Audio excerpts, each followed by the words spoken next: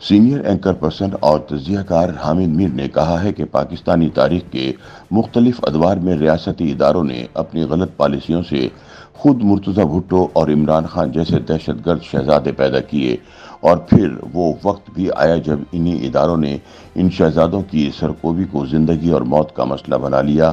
یہ ادارے میر مرتضی سے لے کر عمران خان تک اپنے تخلیق کردہ دہشت گرد شہزادوں کا احتساب تو کرنا چاہتے ہیں، لیکن اپنی خود احتسابی کی طرف نہیں آتے۔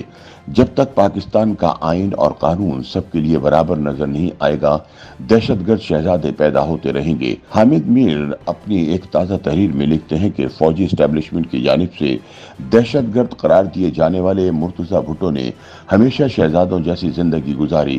اس نے پاکستان کے بہترین اسکولوں میں تعلیم حاصل کی۔ وہ برطانیہ کی آکسفورڈ یونیورسٹی میں پہنچا تو کلاس فیلوز نے اسے پرنس کہنا شروع کر دیا۔ کسی نے سوچا بھی نہ تھا کہ پاکستان میں سیاسی حالات بدل گئے تو یہ شہزادہ ایک دن مزاحمت کار بن جائے گا اور ریاست اسے دہشت گرد قرار دے دے گی۔ اس شہزادے پر بغاوت، قتل اور دہشت گردی کے کئی مقدمے قائم ہوئے، لیکن ریاست کسی بھی مقدمے میں اس شہزادے کو سزا نہ دے سکی، اور پھر ایک دن یہ شہزادہ الیکشن لڑ کر سندھ اسمبلی کا رکن منتخب ہو گیا۔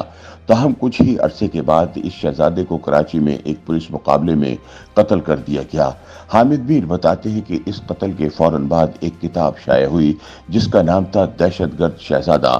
یہ کتاب میر مرتضی بھٹو کے بارے میں تھی اور لکھنے والے کا نام ہے راجہ انور، جو کابل میں دہشت گرد شہزادے کے ساتھ مل کر کافی عرصے تک پاکستان میں جنرل ضیاء الحق کی فوجی حکومت کے خلاف مزاحمت کو منظم کرنے کی کوشش کرتے رہے۔ یہ کتاب ایک ایسے شہزادے کی کہانی ہے جس کا نام تو بدلتا رہتا ہے لیکن اس کا کردار نہیں بدلتا۔ ہر دور میں ریاست کی پالیسیوں کے رد عمل میں ایسا کوئی نہ کوئی کردار ضرور سامنے آتا ہے اور پھر ریاست اسے دہشت گرد قرار دے کر مبینہ غیر ملکی سازشوں پر ماتم شروع کر دیتی ہے، لیکن ان پالیسیوں کا جائزہ نہیں لیتی جو دہشت گرد شہزادے پیدا کرتی ہیں۔ کتاب کا موضوع میر مرتضی بھٹو ہے، لیکن اس کتاب میں میر مرتضی بھٹو کے ساتھ راجہ انور کا ذاتی اناج بڑا واضح جھلکتا ہے، کیونکہ مرتضی نے انہیں پاکستانی خفیہ اداروں کا ایجنٹ قرار دے کر افغانستان میں جیل بھجوا دیا تھا۔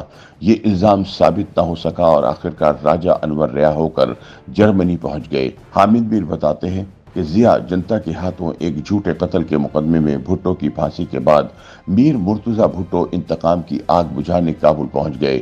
دوسری طرف راجہ انور ان کا ساتھ دینے کے لیے جرمنی سے کابل آئے۔ سیاسی کارکن جذبات کی رو میں بہہ کر مسلح کارروائیاں شروع کر دیں تو ریاست کے لیے انہیں غدار اور دہشت گرد قرار دے کر ختم کرنا آسان ہو جاتا ہے۔ ریاست خوف اور شک کا ہتھیار استعمال کر کے انہیں آپس میں لڑاتی بھی ہے۔ یہی راجہ انور کے ساتھ ہوا، جو بیگم نصرت بھٹو اور محترمہ بینظیر بھٹو کی تقاریر لکھتے لکھتے انقلاب کی تلاش میں کابل پہنچے اور میر مرتضی بھٹو کے شکوک و شبہات نے انہیں پل چرخی جیل پہنچا دیا۔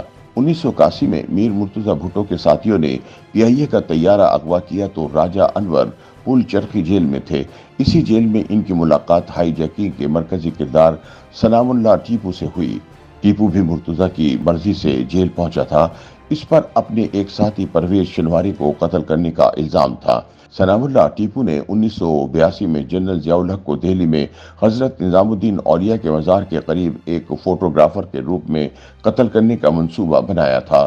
اس مقصد کے لیے اسلحہ اور بم پرویز شنواری نے مہیا کرنا تھا۔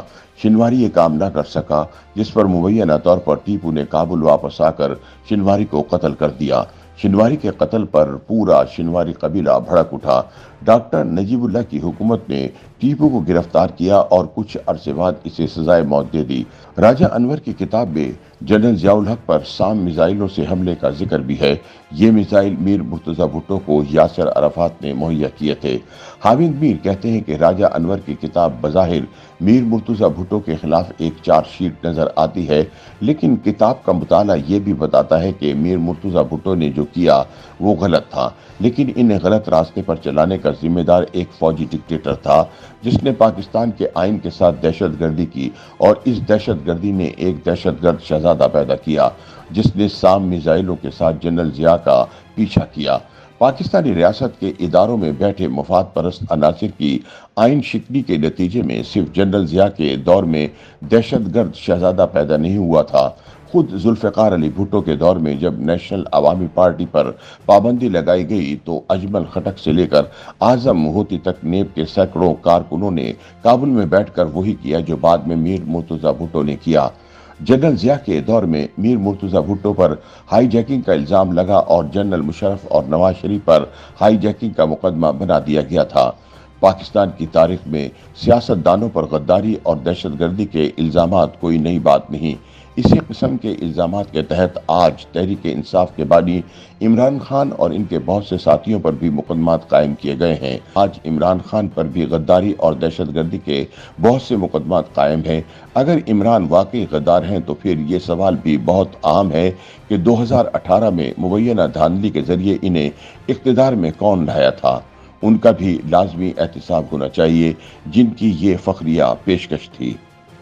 YouTube पर गूगली न्यूज देखने के लिए youtube.com की सर्च बार में गूगली न्यूज टीवी टाइप करें। गूगली न्यूज के पेज पर सुर्ख रंग के सब्सक्रिप्शन वाले बटन पर क्लिक करना ना भूलिए। YouTube पेज पर अपलोड होने वाली वीडियोस से बाखबर रहने के लिए बेल आइकन पर क्लिक कीजिए। आपको हर नई वीडियो के बारे में नोटिफिकेशन मौसूल हो जाएगा।